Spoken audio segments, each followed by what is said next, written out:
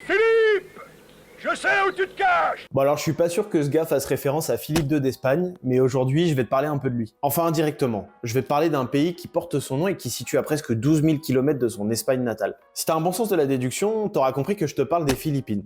Et du coup, je vais t'expliquer pourquoi on appelle cet archipel comme ça. Et finalement, son histoire commence pas avec un espagnol, mais avec un navigateur portugais très connu. Eh bien, il s'agit de Fernand de Magellan, souvent considéré comme le premier homme à avoir réalisé un circumnavigation, c'est-à-dire un tour du monde. Et il a fait ça au début du XVIe siècle, le pélo quand même. En fait, ce petit gars, il travaille pour l'Espagne parce que c'est le pays qui veut bien financer son voyage. Alors pourquoi je te parle de lui? Parce qu'en fait, c'est le premier Européen à avoir posé les pieds aux Philippines en 1521. D'ailleurs, le pauvre, il est mourra. Bon, je te raconte tout ça, mais finalement, c'est même pas lui qui a donné son nom aux Philippines. C'est un autre explorateur, cette fois-ci un espagnol. Il s'agit de Ruy Lopez de Villalobos. Il passera avec son équipage lors d'une mission à travers l'archipel des Philippines. Il va alors donner le nom de Philippines à cet archipel en l'honneur à l'infant de Philippe, futur roi d'Espagne et futur Philippe II. À la suite de ça, les Philippines deviendront une colonie espagnole en Asie, et bien plus tard, ils prendront leur indépendance, mais pas de l'Espagne. Alors si tu le sais, ça, je te laisse me le dire en commentaire. Bon alors là, tu peux pas me dire que t'as pas appris quelque chose. Donc si c'est le cas, abonne-toi, like et partage pour me soutenir.